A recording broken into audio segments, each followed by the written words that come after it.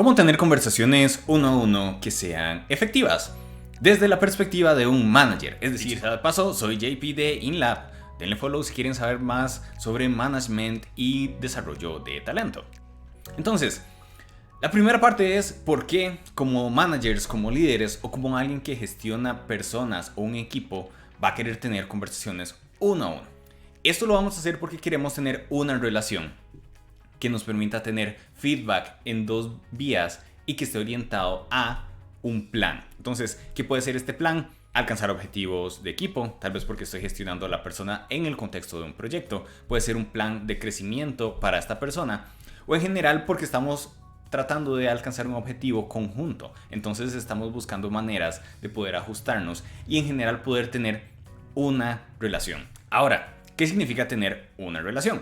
No necesariamente significa tener amistad o que vaya a ser algo irrespetuoso, porque hay personas que lo van a evitar o van a tener tal vez aversión a tener un trato muy cordial en estos espacios porque creen que esto se puede traducir en irrespeto. No se trata de eso, sino es, queremos llegar a un punto donde yo me pueda comunicar con una persona sin que el ego de ninguna de las dos se interponga en un objetivo más grande. Para ponerlo en palabras más simples, que nos podemos decir las cosas que nos tenemos que decir, sin que eso implique que alguien se ofenda, sin que eso implique que una persona lo vaya a decir con una mala intención, tampoco. Entonces, en el fondo es eso. Trabajamos con personas, queremos tener una buena relación. Si nos preocupa el irrespeto, realmente hay otras maneras de cuidarlo. Se hace con integridad, se hace escuchando. Porque al final de cuentas, si una persona no nos tiene respeto y tampoco nos tiene confianza en una relación, lo que va a pasar es que las cosas las va a decir a nuestras espaldas. Entonces, en el fondo lo que queremos hacer es que eso que nos tengan que decir, que pueda ser de frente, al final de cuentas. Personalmente no creo que sea un problema tener una relación de amistad, por ejemplo, si se trata en algo de trabajo o algo por el estilo. Ni tampoco eso va en contra de tener límites. De nuevo, va mucho en otras conductas que podamos tener. Ahora, vamos al grano entonces. Ya teniendo claro por qué queremos tenerlos, qué deberíamos hacer antes de tener un uno a uno con la persona, porque esta es una de las partes que más se omite. En muchos casos los managers tienen reuniones o llamadas una seguida de la otra, y cuando llegan al uno a uno, nada más están ahí para existir. No solamente los managers, también le pasa a los direct reports. Sin embargo, sería crucial que pudiéramos tomar algunos minutos antes de la llamada para poder hacer dos cosas. La número uno es poder preparar contexto. Es decir, no deberíamos llegar sin ningún tipo de preparación, sino que podríamos tener algo ya listo sobre puntos que nos gustaría discutir con esa persona o en general contexto, por ejemplo, sobre la última conversación, el proyecto, etc. Podemos tener estos puntos, pero al final de cuentas hay que recordar que el uno a uno es para la otra persona. Entonces no necesariamente nos tenemos que apegar a estos puntos de discusión, pero sí siempre llegar preparados, como a cualquier llamada, como a cualquier espacio al que le invirtamos tiempo. El segundo punto es asegurarnos de mantenernos en calma, de manera que podamos no llevar nuestras propias emociones y nuestro propio estrés al uno a uno, sino que tenemos que asegurarnos de estar en un estado neutro. No es que tengamos que estar felices, no es que tengamos que llegar, ¿verdad?, como si fuera una fiesta, sino que es estar en estado neutro, en estado de calma, porque nuestras emociones también van a afectar a la otra persona. Y si somos los responsables del uno a uno, es crucial que hagamos esto antes para que los puntos que vayamos a tocar durante la conversación no se vean afectados por nuestras propias emociones. Esto es muy fácil de hacer. Y simplemente se trata de hacer un ejercicio de respiración, un ejercicio de mindfulness si lo queremos poner así. Entonces tenemos que empezar por hacer una pausa y poder respirar. Buscamos en este espacio hacer una respiración profunda, porque esto lo que va a hacer es decirle a nuestro cuerpo que puede estar en calma. Entonces vamos a respirar 4 veces, inhalando por la nariz, botando por la boca, asegurándonos de que nos llegue el aire casi hasta el ombligo. Podemos cerrar los ojos y podemos empezar a concentrarnos en cómo sentimos nuestro cuerpo, ¿verdad? Como cómo siento mi frente, cómo siento mi nariz, cómo siento mi cara, y así hasta llegar a mis pies. De nuevo, para poder enfocarnos en nuestra respiración, en sensaciones físicas, porque esto permite que cualquier emoción y estrés que tengamos en el momento podamos evacuar. Ahora, ya tenemos la preparación adecuada para empezar con nuestro uno a uno. iniciamos la llamada o nos sentamos con la persona, que entonces es lo primero que tenemos que hacer ahí.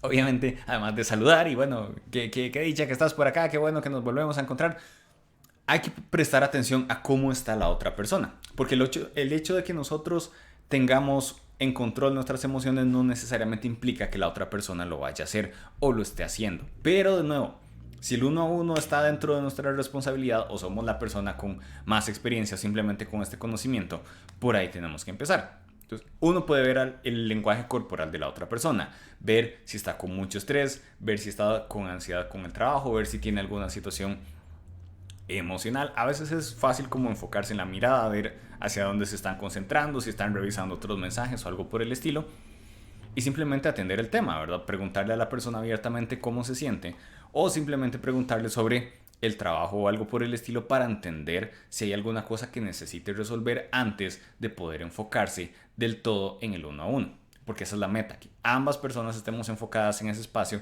para poder sacarle provecho. Para eso es que estamos bloqueando precisamente un espacio de tiempo uno a uno, para que no hayan más cosas ahí en medio. Después es entender, ¿verdad?, si hay algún punto que esa persona necesite resolver que tiene que ver con su estado anímico. Y esto de nuevo es meramente para entender, porque no necesariamente son cosas que podamos resolver. Pero en algunos casos cabe simplemente decirle a la persona, ¿es este un buen momento para tener el uno a uno o deberíamos posponer? Porque tal vez hay alguna situación, tal vez hay mucho estrés y simplemente no va a poder lidiar con las distracciones en ese momento. Pero, por lo menos, tocar el tema. Tener el espacio y la confianza de poder decir, ok, en este momento no, la verdad. O por el contrario, más bien la persona es como, ok, sí, me siento de esta manera, ya se pudo hablar sobre el respecto. De nuevo, no le tenemos que resolver su vida, sus emociones, pero ya por lo menos pudo tener la calma de que sacó el tema. Y de ahí entonces ya nos podemos enfocar en atender a la persona. Uno siempre va a querer empezar por preguntas un poco más amplias. Y aquí estamos hablando ya del durante. Lo que queremos hacer es empezar por simplemente cómo le ha ido. Y de ahí irlo llevando al contexto, ¿verdad? Entonces, ¿cómo has estado en las últimas 2 semanas? Por decir algo. ¿Cómo te has sentido? ¿Cómo te has sentido con el equipo? ¿Cómo te has sentido con el proyecto? Usualmente eso es suficiente. Y lo que hay que hacer es escuchar para entender, no para responder ni para corregir. Entonces, de ahí tenemos que hacer un esfuerzo para apagar cualquier pensamiento que podamos estar teniendo para decirle a la persona, ¿verdad? De ahí entonces, de acuerdo a los puntos que la persona vaya indicando, podemos empezar a hacer preguntas un poco más específicas, ¿verdad? Entonces, si nos dicen, no me siento bien con el equipo, entonces, ¿por qué no se siente bien con el equipo? ¿Qué le hace pensar eso? ¿Qué significa no sentirse bien, por ejemplo? O si me siento muy bien con el proyecto, entonces entender por qué se siente muy bien con el proyecto y tener una conversación sobre eso. Entre más significativo sea y entre más atención pongamos a las cosas que dice la persona, más de provecho va a ser para la otra persona.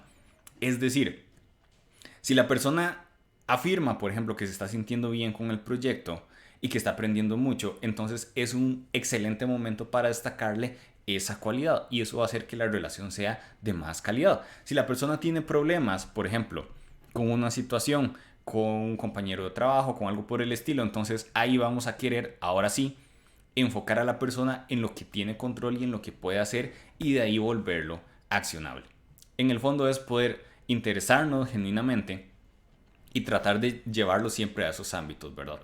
A cosas específicas, ¿verdad? De lo general a lo específico y a lo que la persona puede hacer y en lo que la persona puede enfocarse, ¿verdad? Siempre van a ser esos puntos y mantenernos ahí. Por otro lado, también está bien no tener una respuesta siempre. Hay casos donde uno simplemente no va a saber y es mejor admitirlo, porque realmente cuando uno recibe una sugerencia nada más porque le querían dar algo, porque era muy incómodo no decir nada al respecto, uno lo nota, uno se va a dar cuenta. Entonces es mejor en una situación así decir, creo que en este momento no tengo la solución, pero, y de ahí hacer una propuesta. Conversémoslo la próxima semana. Voy a buscar un artículo. Preguntémosle a esta persona que es excelente en ese contexto. Simplemente se trata de eso, entender por qué no la puedo resolver, a quién le podemos pedir ayuda o de dónde podemos aprender sobre cómo resolverlo.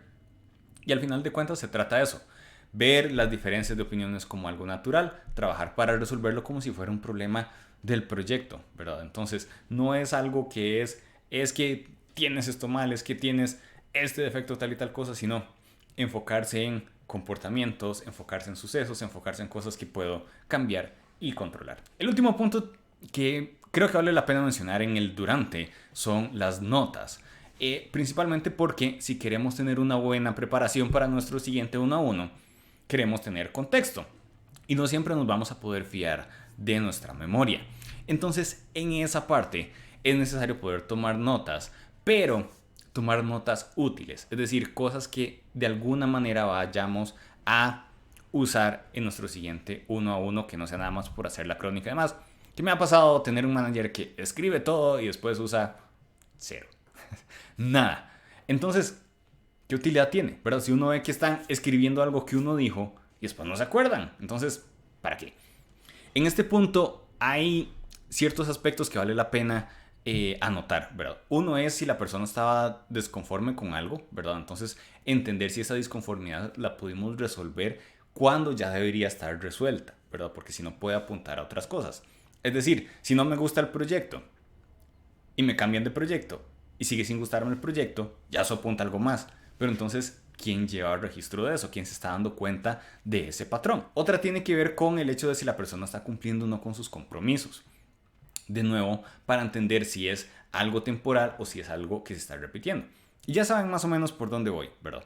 También poder escribir algunas cosas que son importantes para la persona, relacionadas por ejemplo con sus motivaciones o qué es lo que lo llena, o cosas que busca evitar y entender por qué busca evitarlas, ¿verdad? Si se trata porque son fuera de su zona de confort o si ya son cosas, ¿verdad?, que no son afines tal vez con su personalidad, con su estilo de interacción, con su manera de aprendizaje y poder hacer algo con eso, ya sea darle feedback o simplemente si tenemos control sobre las oportunidades de esa persona, hacer un cambio.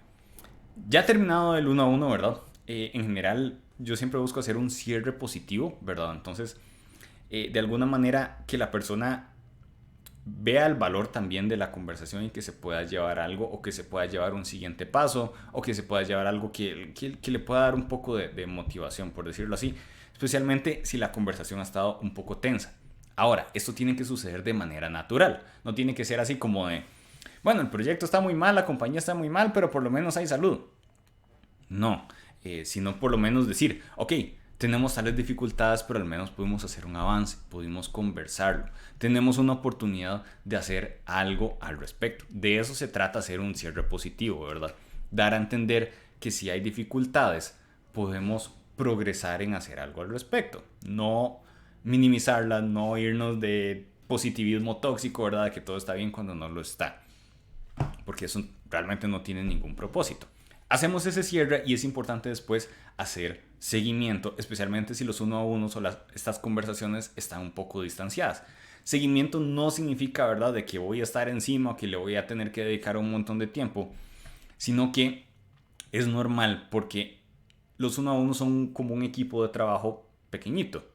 Entonces es normal que yo me lleve accionables, que la otra persona se lleve accionables. Entonces es hacer la tarea. Si yo quiero que la otra persona sea accountable, que tenga compromiso y demás, entonces yo tengo que hacerlo también. Entonces es, si me encargué de investigar X o Y, de hablar con una cierta persona, de ver si una oportunidad tal vez que la persona quiere es posible, entonces que la persona a la siguiente ocasión pueda verlo.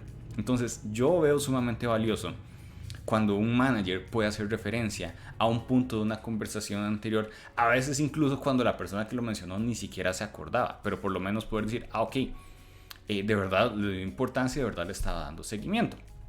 Que a veces el hecho de que las personas no lo mencionen o no lo vuelvan a traer no significa que deje de tener importancia para ellas. Por otro lado, ¿verdad?, también está la parte de incentivar a la otra persona a que dé seguimiento a las cosas que se llevó de tarea para que estén listas para el siguiente 1 a 1. Pero para enfocarnos en el lado del report o la persona que no tiene la responsabilidad directa sobre el 1 a 1, lo vamos a ver en otro video. Puesto en InLab tenemos una implementación de un estándar que permite hacer un seguimiento efectivo de Learning and Development y sacar provecho de los últimos avances de inteligencia artificial. De manera que Pueden acceder al link en la descripción para saber más. Suscríbanse para aprender más sobre cómo hacer evolucionar a tu talento con InLab.